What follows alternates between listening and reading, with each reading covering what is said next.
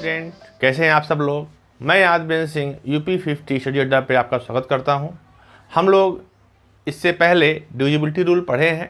आइए उसी को आगे कंटिन्यू करते हैं और कुछ 7, 11 और 13 के कंबाइंड डिविजिबिलिटी रूल के बारे में पढ़ते हैं। तो आइए देखते हैं कि 7, 11 और 13 के कंबाइंड डिविजिबिलिटी रूल से हमें कैसे क्वेश्चन देखते हैं। हम लोग 7, 11 और 13 के संयुक्त विभाज्यता का नियम होता क्या है। तो ध्यान रखिए, यदि किसी संख्या को, यदि किसी अंक को क्लियर 6 बार लिखकर एक 6 अंकीय संख्या बनाई जाए, 6 अंकीय संख्या बनाई जाए। फॉर एग्जाम्पल हम लेते हैं यहाँ पे, मान लीजिए 2 2 2 2 2 2, ठीक है, या फिर 5 5 5 5 5 5। ध्यान रखिए, यह संख्या 7 से 11 से 7 से 11 से 13 से और 37 से विभाजित होगी। ध्यान रखिए, यह पहला रूल है कि यदि किसी संख्या को 6 बार लिखकर एक 6 अंकीय संख्या बनाई जाए, जैसे 2 2 2 2 2 6 बार लिख के, ठीक है ना, एक 6 अंक की संख्या बनाई जाए, तो यह संख्या जो होगी वह 7 से 11 से 13 से और 37 से डिवाइड होगी। अब आगे देखते हैं, इसका सेकेंड क्या है हमारा। यदि एक 3 अंकीय संख्या को 2 बार लिखकर एक 6 अंकीय संख्या बनाई जाती है, तो वह संख्या 7 से 11 से 13 से विभाजित होगी।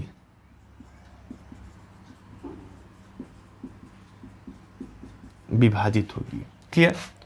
कहने का मतलब क्या है कि अगर मैं एक 3 अंक की संख्या जैसे 1 2 3, इसको मैं 2 बार लिख दूं, 1 2 3, ठीक है ना, तो एक 3 अंकीय संख्या को 2 बार लिखकर एक 6 अंकीय संख्या बनाई गई, जैसे 3 4 5 3 4 5। क्लियर? तो यह संख्या आपकी 7 से भी डिवाइड होगी, 11 से भी होगी और 13 से भी होगी। 7 से भी होगी, 11 से भी होगी और 13 से भी होगी। अब ध्यान रखिए, जैसे आपसे एक क्वेश्चन पूछा गया कि संख्या x x x x x x clear किस संख्या से विभाजित है, किस संख्या से विभाजित है, यह आपसे पूछा गया और आपको ऑप्शन दिया गया A B C D। Clear? और ऑप्शन में क्या दिया गया कि ओनली 7, ओनली 11, ओनली 13 और all of these. Clear? All of these. तो आप कहेंगे कि चूंकि यह संख्या एक डिजिट को लेकर एक 6 अंकीय संख्या बनाई गई है, तो यह संख्या आपकी केवल 7 से नहीं होगी, केवल 11 से नहीं होगी, केवल 13 से नहीं होगी, यह 7 से भी होगी, 11 से भी होगी और 13 से भी होगी, यानी कि ऑल ऑफ दीज, यानी कि सभी से होगी। अब देखते हैं, अब आपको अगर यहाँ पे हम 7 से 11 से 13 से और खुद 1001 से, तो ध्यान रखिएगा, यह संख्या आपकी जो x x x लिखा है 6 टाइम्स, यह संख्या आपकी 7 से भी होगी, 11 से भी होगी, 13 से भी होगी। तो ध्यान रखिए, जो संख्या 7 से 11 से और 13 से तीनों से है वो ज़रूर ही 7, 11 और 13 के एलसीएम यानी कि इसका आप गुणा करोगे या एलसीएम लोगे तो क्या आएगा आपका 1001, यानी कि 1001 से भी क्या होगी, डिवाइड होगी। तो ध्यान रखिए कोई भी 6 अंक की संख्या जिसमें सभी डिजिट बराबर हों वह आपकी 7 से भी डिवाइड होती है, 11 से भी होती है, 13 से भी होती है और 1001 से भी होती है। ध्यान रखिए यहाँ पे अगर 1 2 3 1 2 3 अगर कोई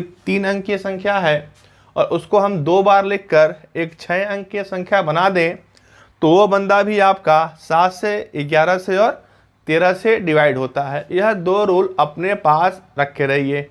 आगे चलेंगे, इस पे हम ढेर सारे क्वेश्चन लगाएंगे, थोड़ा सा और हमारा कॉन्सेप्ट क्लियर होगा। आगे चलते हैं कुछ नए क्वेश्चन पे।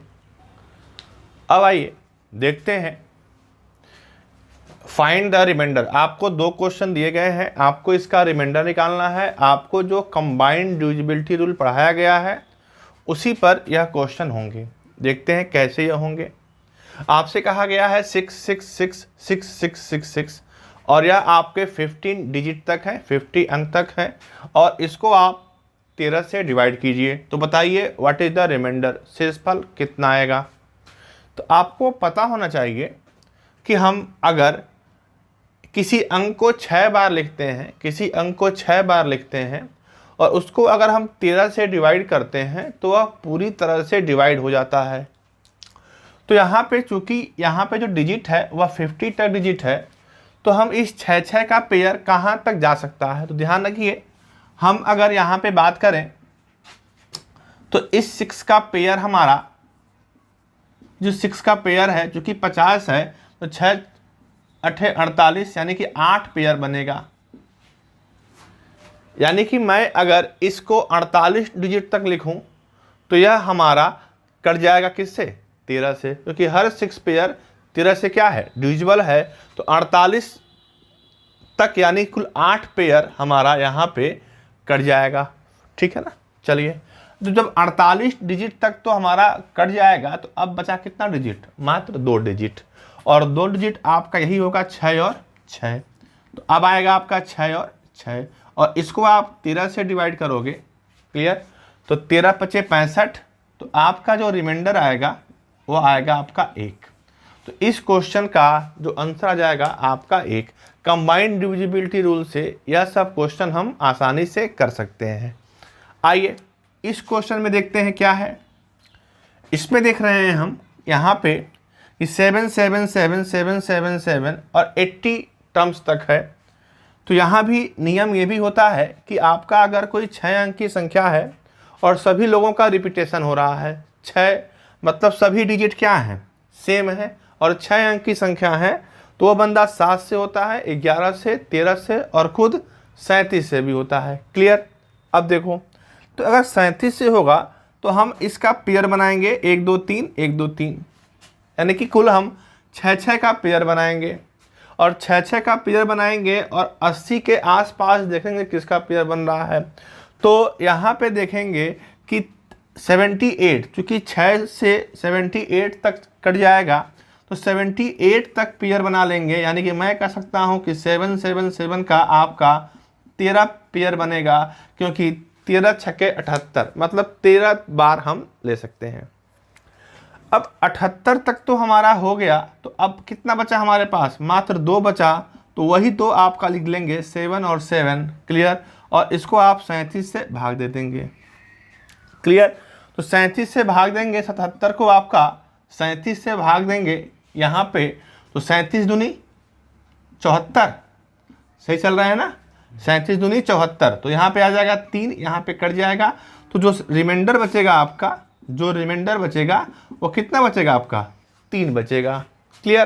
तो यहाँ पे ऐसे कुछ क्वेश्चन आते हैं जो कंबाइंड डिविजिबिलिटी रूल से आप आसानी से कर लेंगे। आगे चलते हैं कुछ और रूल पढ़ते हैं। अब आइए ध्यान रखिए आपके पास ये क्वेश्चन दिया गया है, एक 9 अंकीय संख्या XYZ किस संख्या से डिविजिबल है और आपको ऑप्शन दिए गए हैं। अब इस टाइप से जो क्वेश्चन आते हैं हम उसको कैसे डील करेंगे, कैसे करेंगे समझते हैं। उसके लिए कुछ कॉन्सेप्ट, कुछ नए नियम ध्यान रखें। यहाँ पे यहाँ पे कि अगर कोई अंक 2 अंक की संख्या है और उसको 2 बार लिखकर एक 4 अंक की संख्या बना दी गई। कोई 2 अंक की संख्या है, उसको 2 बार लिखकर कोई 4 अंक की संख्या बना दी गई। तो ध्यान रखिए यह संख्या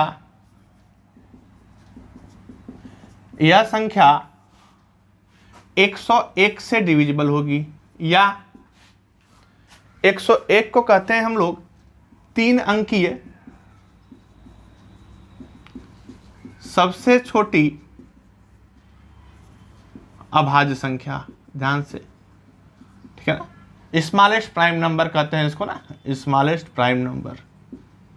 अभी कैसे आता है बताते हैं, पहले आप लोग नोट कर लीजिए कि आता कैसे है, ये देखते हैं। अगर कोई संख्या 3 अंकीय है, उसको 2 बार लिखकर एक 2 अंकीय संख्या बना दी गई, तो अब यह संख्या डिवाइड किससे होगी, ठीक है ना। उससे पहले आइए पहले इसको समझ लेते हैं यह होता कैसे है। मान लीजिए मैंने यहाँ पे एक संख्या ले लिया 3232, क्लियर। अब मैं इस संख्या को आपको 3200 और प्लस 32 कर सकता हूँ, क्लियर। मैं 32 कॉमन ले लिया यहाँ पे, तो 100 और प्लस 1। तो मैं देख रहा हूँ कि यह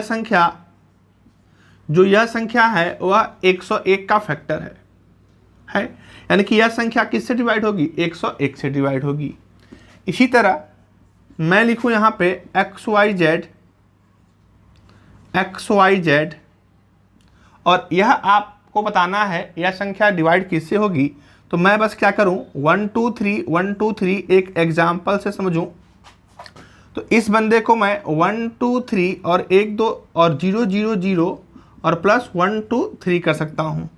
तो 1 2 3 कॉमन ले लेंगे यहाँ पे, तो ये हो जाएगा आपका 1 0 0 0 और प्लस 1, यानी कि 1 2 3 और 1 0 0 1। अभी हम लोगों ने पढ़ा था, मैंने अभी फ़िलहाल आपसे कहा कि अगर किसी 3 अंकीय संख्या को 2 बार लिखकर एक 6 अंकीय संख्या बना दी जाए, तो वो 7 से 11 से 13 से डिवाइड होगी, और वो अगर 7 11 13 से डिवाइड हो रही है तो निश्चित ही वह 1001 से भी डिवाइड होगी, क्लियर।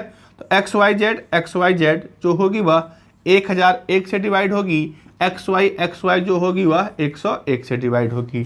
अब देखते हैं यहाँ पे, अगर मैं इसी को 3 अंक की संख्या कर दूं, क्लियर, यानी कि XYZ,